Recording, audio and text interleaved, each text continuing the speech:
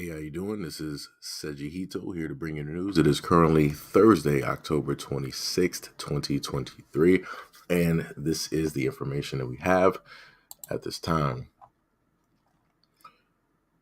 A mass incident that has left 22 people deceased by a trained firearms instructor who spent 2 weeks in a mental health facility over the summer.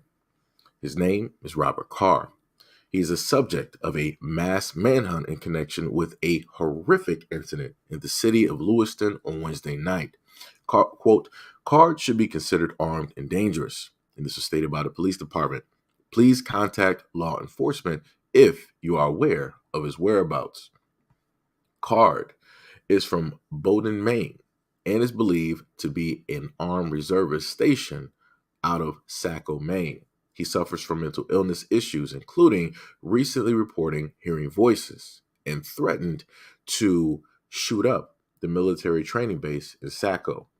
Over the summer, he was committed to a mental health facility and released after a 2-week stay. At least 22 people are deceased and over 50 are injured after Robert opened fire at 2 separate locations in Lewiston, Maine.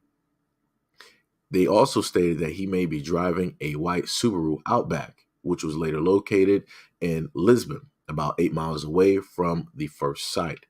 Residents in Lisbon were also ordered a shelter in place, with authorities warning that Card may be armed and dangerous. Maine State Police advised local residents and businesses to lock their doors and shelter in place. On Wednesday night, emergency personnel were called to separate shootings at Spare Time Recreation Bowling Alley at Skimmigee's Bar and Grill Restaurant.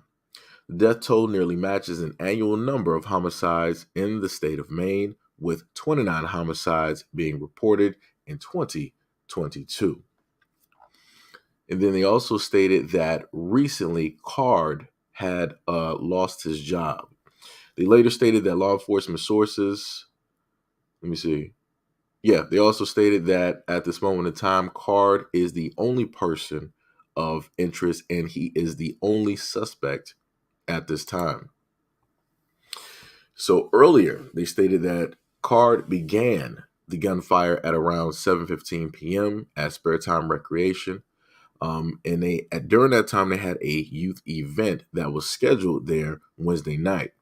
And then later on, that's when you heard about the bar and grill shooting that happened at the other restaurant. So there are 2 incidences where Card traveled from one area directly to another area to commit the exact same act. Then they later stated that the shooter, Carr, was spotted at a Walmart distribution center at around 8:15 p.m., but decided at that time not to fire his weapon. So, main points I want to hit on real quick that I made sure to put down, just to go over real quick. Robert Carr, 40 years of age, who is a trained firearms instructor who spent 2 weeks at a mental health facility over the summer, is also believed to be an Army reservist stationed out of Saco, Maine. He suffered from mental health issues, including, he suffered from mental health issues, including recently reporting hearing voices and threatened to shoot up a military training base in Saco. Card has been committed to a mental health facility for 2 weeks in the summer of 2023. It did not provide details about his treatment or condition, but said that Carr had reported hearing voices and threatened to shoot up a military base. At least 22 people are deceased and over 50 are injured after Carr opened fire at 2 separate locations in Lewiston, Maine. He may be driving a white Subaru Outback, which was later located in Lisbon, about 8 miles away from the shooting site. Carr also recently lost his job. Law enforcement officials have stated that at least 22 people were deceased and dozens more wounded in the shooting at the bar and bowling alley in Lewiston. Spare Time was hosting a kids' bowling party at the time. There were between 100 and 150 people at the bowling alley at that time of the shooting, at which Carr was the main person who did it. So this is quite crazy at this moment in time. And there's also been some reports of the shooter being apprehended. Other people are stating that um, those images are false and that is just used in order to calm down the people so that people won't go into like some type of hysterics or panic or whatnot or whatever. And it's also been stated that there have been so many people that were wounded that they had to use other personnel in order to get these people to hospitals in different areas. What else do we? I also have a video from an eyewitness account. So we're gonna go directly to that. Let me just load that up real quick. Let me find that. Give me a quick second. Yo, great. What is up? What is up? What is up, Pink? What is up? What is going on? So let me go to this eyewitness account real quick. Out of nowhere, he just came in and there was a loud pop.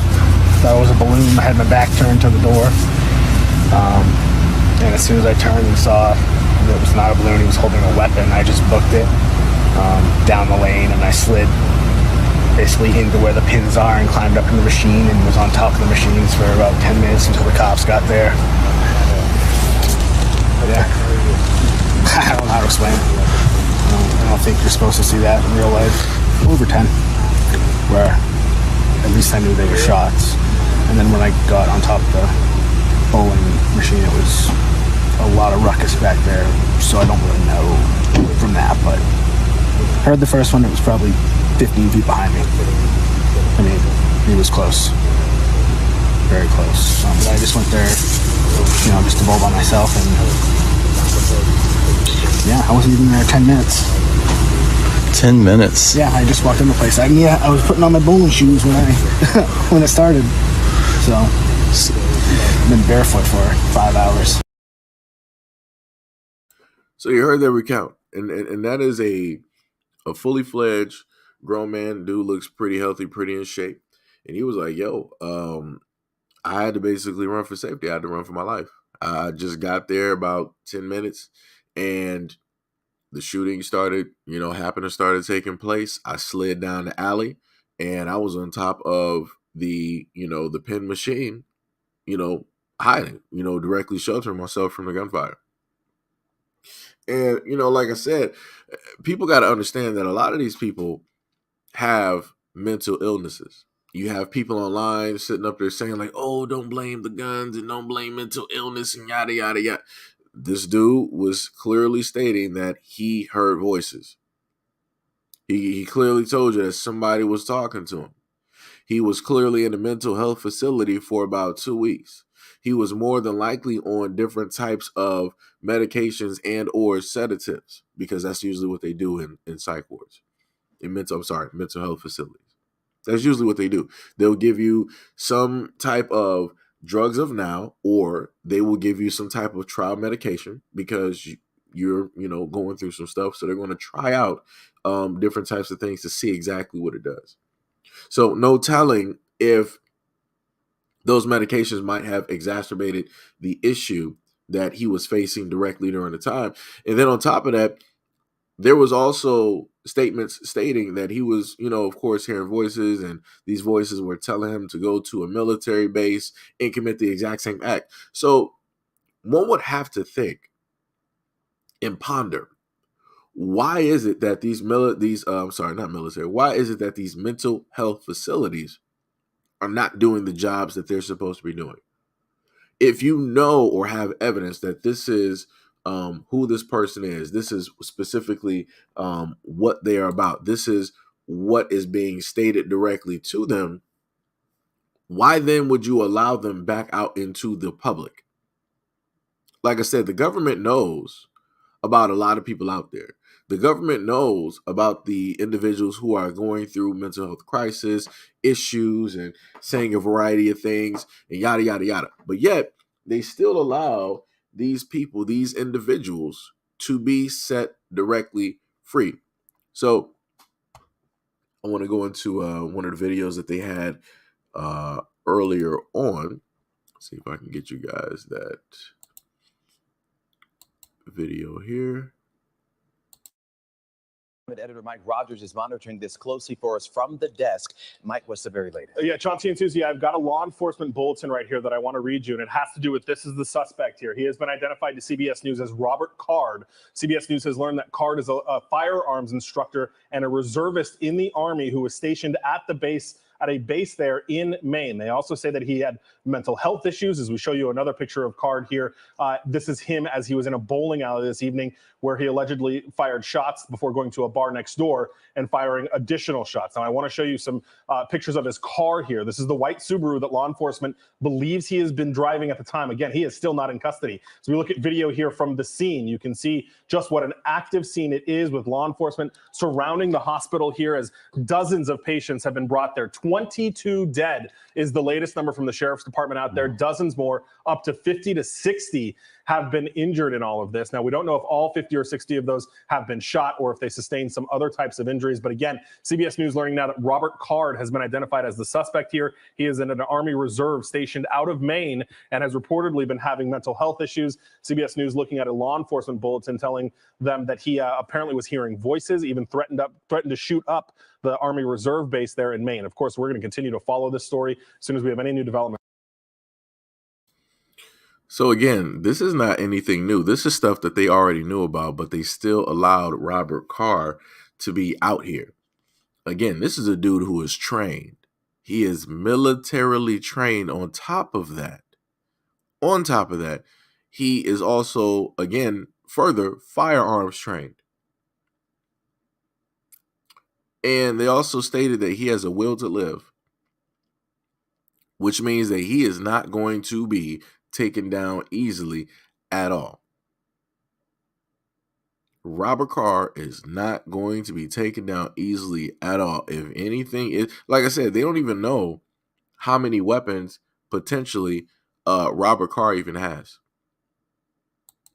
The only thing that they stated is the fact that, okay, we know that, Robert Carr, he has his training. He's hearing voices.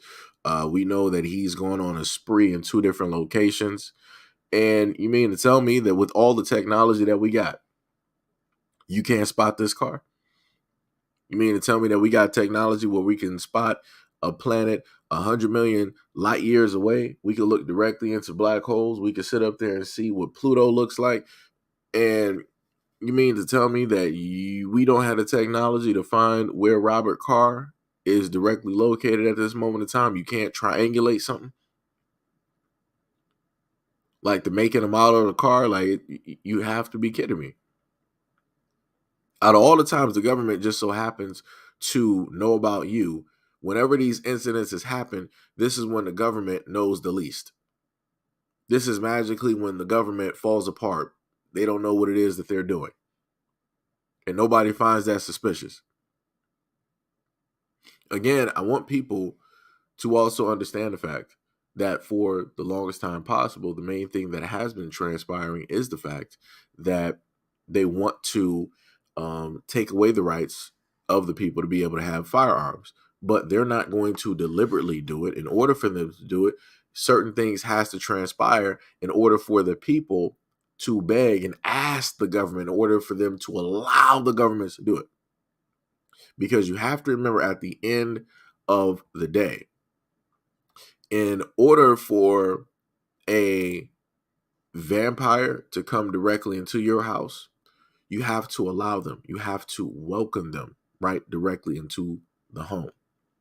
So again, in order for these things to take place, the people have to be the one in order to allow the government to take away all of their rights to be able to hold on and to practice their Second Amendment. People got to pay attention. People got to understand. People have to realistically understand. And wait, Pink said, sarcastic question. Are they going to use a robot on him? Oh, you're talking about, I think, didn't they do something like that to what was the brother's name? I can't think of his name. But I think they did something like that before. You know what? I'm not even sure. I realistically feel as though that they're going to directly capture him alive. They're going to try their best to capture him alive. And you're going to hear people trying to get a whole bunch of interviews or write some type of books, or he's going to be some type of study case or something of that nature. Somehow, somewhere, more than likely, chances are great. Mika Johnson, yes, thank you. Chances are very great that Carr is more than likely going to survive. Because again, they stated that he was hearing voices, right? So I'm not going to say that the dude is deliberately crazy. I will sit up there and state that you do have people that hear voices.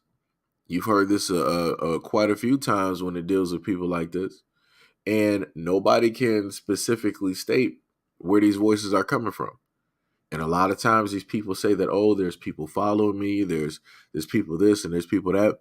Remember, it wasn't that long ago that you saw Martin Lawrence, right? And they said that he was down Hollywood Boulevard or whatever it was. It was like some years ago, over 10 plus years ago. Hollywood Boulevard, waving a gun in the air. I think he was talking about hearing voices and all this other type of stuff, right? And he said that people was after him. So I'm not going to deliberately call people crazy. And again, like I said before, I'm looking at this as, there's a multitude of things that just so happen to take place. You have the government, again, as I've stated before, that perform experiments directly on people. You can look at chemical warfare that takes place directly on United States soil. It happens. You can go back to Vietnam when they set up there and used Agent Orange, quote unquote, on the enemy, but they also used it on the American soldiers there. You can look at the Tuskegee experiment and many different things where they have experimented directly on folks in order to see what was going to happen, what the reaction was going to be, how it is that they can deal with it. Again, they got different types of technology where they can disperse groups of people when it is that you have protesters. And they use sound technology in order to do it. So, again, I can't 100% say that anybody's crazy. Very easily, this could be something very valid for the reason that this person was, quote unquote, set off, because there's always a certain type of person, a certain type of individual that is always seen and used for these types of events. It's always a pattern, but magically when it comes to mainstream media, nobody ever notices that pattern, right? But I'm going to keep up with this and see what's going to happen over the course of the rest of this day, possibly towards, tomorrow or maybe even a weekend, depending on how long this actually goes on. Grape said, oh, they're definitely going to humanize him. You won't hear about if he ever smoked weed or if he got sent to the principal's office when he was in the second grade like you would if he was black. Yeah, that's true. That's true. That's 100% true. You're not going to sit up there and hear about any of that. They're going to make sure to tell you like, oh, he was really suffering through some mental issues. When he was in the military, he saved like 99 people, and him being a gun instructor, he educated a lot of people on firearms. Yeah, they're going to sit up there and say a lot of positive things. Especially when it's somebody that is a part of or in the military. They're going to make sure to say a lot of things, right? And again, I want people to understand that in order for the rights of the people to be taken away when it deals with the Second Amendment, your ability to be able to carry and hold a firearm, the people have to be the ones to go directly to the government in order for these rights to be taken away. The government cannot specifically just out of nowhere just take those rights, because then people are going to realize like, yo, y'all crazy. It's a problem. And we're going to sit up there and cause a ruckus, right? So the people have to be the ones. Pink said Netflix is probably gearing up for a series on this man right now. Oh, yeah. Yeah. Yep. Just like how I showed y'all before when it dealt with Maui, how somebody had already wrote a book directly about it some time before it technically took place. And I'm like, yo, and this is on Amazon? What's going on? I'm like, nobody found this to be a type of a problem or a type of an issue. I'm like, that's ridiculous. That's 100% ridiculous. Ridiculous. But yeah, I'm gonna make sure to keep you guys, up to date with any new information that just so happens to come up. I'll more than likely just do it in a live stream format. Don't matter if it's 5, 10, or 15 minutes worth of information. I'll just do it that way instead of a video, right? But anyways, shout out to everybody that was here. Shout out to Grape. Shout out to Pink for being a part of the live stream, being directly here in the comment section. Make sure to hit that like button, and I will catch you guys on further updates about Robert Carr, aka the Maine shooter.